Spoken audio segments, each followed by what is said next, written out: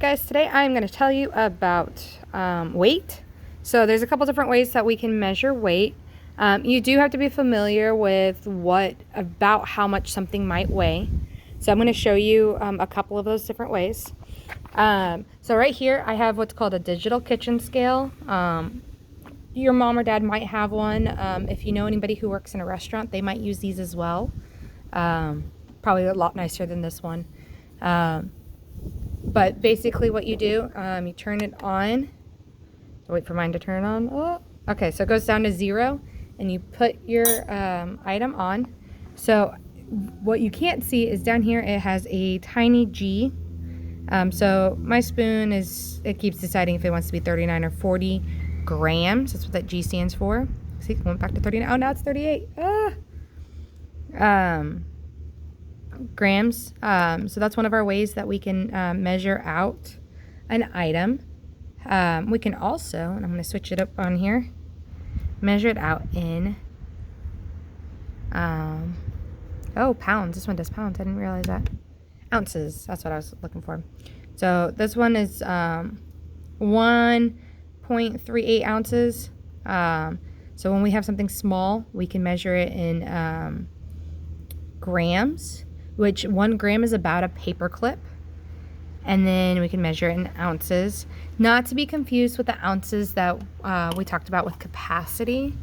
So if you notice on here, it's got fluid ounces. Fluid ounces means that it has a liquid. Now liquids can weigh a certain amount, but if it goes into capacity, it's just a fluid ounce versus a regular ounce is how much something might weigh. I can also look at my spoon. Then we're back to grams, and then here's pounds. This is 0.08 pounds. This is not even close to being a pound. So I'm going to take this off. And then I have a little speaker. So this one's about 0.4 pounds. Again, I can switch it. It's 7.1 ounces or 202 grams. If you have a scale like this at home, see if you can play around with it, or if you know a friend that has one. They're pretty fun to play around with. You might also have a scale like this. This one measures how heavy something is in pounds specifically. So to give an idea, an average adult is probably going to be between 120 and 200 pounds. So a fair amount. Kids are going to vary from age to age, so I'm not even going to tell you about kids.